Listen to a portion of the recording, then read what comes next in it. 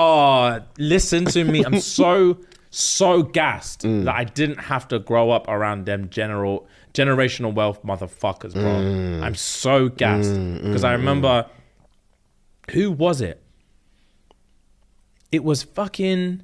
Do you remember when we went to Edinburgh? Yeah. We went to Edinburgh the first ever time we went there.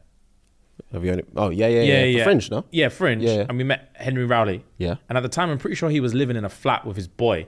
I believe so. And his boy's dad was just caked. Oh yes. And Broski didn't have a job or nothing. He was just He just lived in a sick apartment and was just vibing, bro. Because his dad's caked. And Henry was working, bro. And I'm like, I'm not dealing with this. Bro, I remember there was a time I was still working at Grill on the Market. There was two servers or runners. One was called Toby and one was called, I can't remember the other one's name. But we used to hang out after work sometimes. All of us used to go out, wherever. Then we went back to theirs. All this time. In fact, we went back to theirs for afters, and it was a buff apartment in Chelsea. You said, "Oh, this is my uncle's yard. We stay here most of the time." And I'm thinking, I'm walking around this joint like, and I have to go back to Dirty Dags. That's all I kept thinking. Oh man, that's all I kept thinking, bro. Like, and this is you're 16, 17. This is your life. Livid. Yeah, bro. Livid. I remember my boy.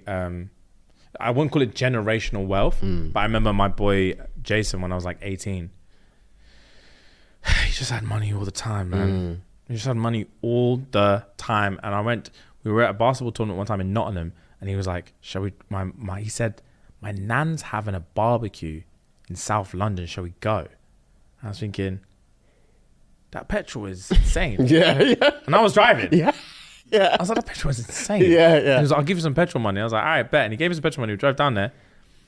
And as soon as we walked in the door, his nan gave him an envelope. It's £1,000 in cash.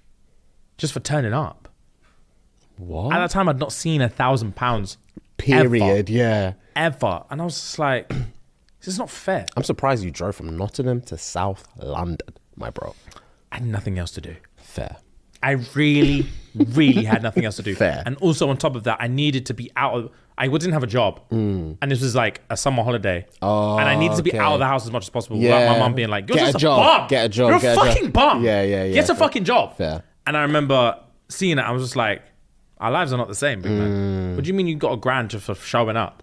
To a family member's yard? To a family member's yard. And then we drove home that same night, went to bed, woke up the next day, I got a text saying, "Do you want to go shopping?" And I was like, "Yeah." He just wanted me to drive him to Foot Locker.